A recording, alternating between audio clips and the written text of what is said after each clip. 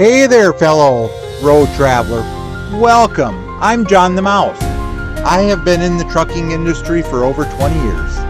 I have been sharing different sites along the way and will continue to tell you my raw stories, expert tips, and must-know insights for your home and business to keep you rolling. Learn the ins and outs of heavy machinery, master road conditions, and drive alongside the different trucking lifestyle. Whether you're a driver, traveler, gearhead, or just love the cheese of the matter, gear up and let's travel this great highway together. Hey there, you. Picture yourself standing on the rugged plains of Montana in 1893. The crisp air vibrating as a 440 steam locomotive. Its 63-inch driving wheels gleaming roar past, hauling 1,200 tons of freight towards Seattle. This isn't just a train. It is the pulse of a new American frontier, engineered by James J. Hill, the empire builder. Today, I am taking you on a deep dive into his life, where we'll unpack the technical genius, economic strategy, and sheer determination that built the Great Northern Railway. You'll see how one man's vision reshaped a nation's infrastructure and maybe find a spark to fuel your own ambitions. Ready? Let's board this journey together. Let's start in 1838 in Rockwood, Ontario, Canada, where James Jerome Hill was born to an Irish immigrants in a modest 20 by 30 foot log house. At the age of 9, a tragic bow and arrow accident cost him his right eye, reducing his depth perception. A challenge for a future railroad surveyor. By 14, his father's death caused him to leave the Rockwood Academy, where he had mastered in algebra, geometry, and land surveying under William Weatherland.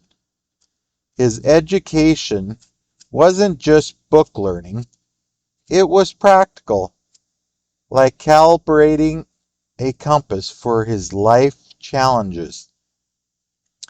In 1856, at the age of 17, James arrived in St. Paul, Minnesota, a frontier hub with a population of 9,000 and 70 steamboats docking annually.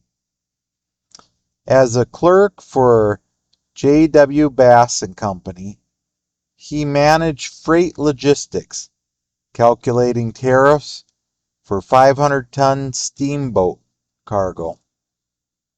9 years later, in 1865, he formed Hill, Griggs and Company, a warehousing and shipping firm, leveraging St. Paul's 1.2 million bushels of annual grain exports. During the Civil War, he secured coal contracts, underbidding rivals by 15%, using cost-effective river transport. His profit margin? A razor-thin 2 to 3%, but volume made him a fortune.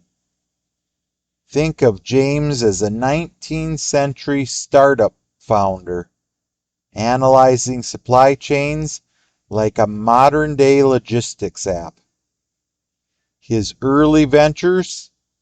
Coal, warehousing, steamboat agencies, netting him $100,000, by 1878.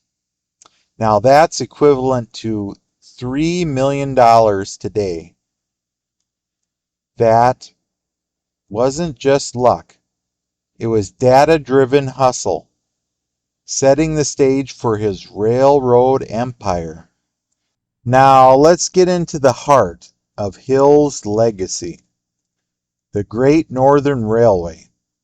In 1878, James, with investors like Norman Kiston and Donald Smith, acquired the bankrupt St. Paul and Pacific Railroad for $280,000. A network of 565 miles with dilapidated 35-pound iron rails. By 1879, he reorganized it into the St. Paul, Minneapolis, and Manitoba Railway, upgrading it to 60-pound steel rails. That was increased the load capacity by 25%. His goal? A 1,800-mile transcontinental line to Puget Sound, but built without the $12,000 per mile federal subsidies his rivals relied on. Here's where the technical brilliance. James insisted on low-grade tracks never exceeding a 1% incline. That, in return, was reducing his fuel costs by 20% compared to his competitors like the Northern Pacific with its 2.2% grade. His chief engineer, John F. Stevens, surveyed 1,200 miles of Montana terrain in 1889, discovering Marias Pass at 5,213 feet, the lowest Rocky Mountain crossing. This saved $4.5 million by avoiding a 7-mile tunnel, cutting construction time by 18 months. By January 6, 1893, the Great Northern's 7,677 miles of track reached Seattle with 1,200 locomotives and 25,000 cars. James was like an architect drafting a city from scratch. He pioneered refrigerated cars, moving 1.8 million pounds of Northwest produce annually by 1895. He also established 12 experimental farms, testing 200 crop varieties to boost yields by 30%, ensuring settlers' success and rail traffic. During the Panic of 1893, when 74 railroads failed, James cut freight rates from 1.5 to 1.2 cents per ton mile, offered farmers a 90-day credit, and reduced operating costs by 13% through efficiency, saving $2.1 million annually. His net worth grew to $63 million by 1900, or in today's inflated dollars, that would put it at $2 billion. That's an engineering and economics in perfect harmony. By 1900, James' empire was massive, but it faced a new test. In 1896, he and J.P. Morgan acquired the Northern Pacific Railway with 6,800 miles of track for $80 million. In 1901, they added the Chicago, Burlington, and Quincy, connecting the Chicago to Denver, a 1,000-mile network handling 12 million tons of freight yearly. To stabilize his 9,000-mile system, James formed the Northern Securities Company, a holding company with $400 million in capital, controlling 80% of the Northwest rail traffic. Think of the Northern Securities as a firewall protecting Hills Railroad from rate wars, which had cut freight revenues by 15% in the 1890s. But President Theodore Roosevelt saw it differently. Under the Sherman Antitrust Act of 1890, his Justice Department sued in 1902, arguing the Northern Securities suppressed competition. The case reached the Supreme Court, which in a 5-4 decision in March 14, 1904, ordered its termination, citing dominant control over 1,400 miles of overlapping routes. If you'd like to read the 214-page PDF, I left a link with other links I used for some of my information. James countered with a technical workaround, using voting trusts to maintain influence over the railroads. By 1905, his lines carried 18 million tons of freight annually, generating $55 million in revenue. This legal chess game showed his strategic depth, losing the battle but winning the war for control of his own railroad. For you, it's a reminder. Even giants face setbacks, but adaptability is key. Let's zoom in on the man himself. In 1867, James married Mary Theresa Mahagan, I hope I got that right, an Irish-American waitress, and they raised 10 children, with 9 surviving in St. Paul. Their 36,000 square foot mansion, completed in 1891 for $931,000.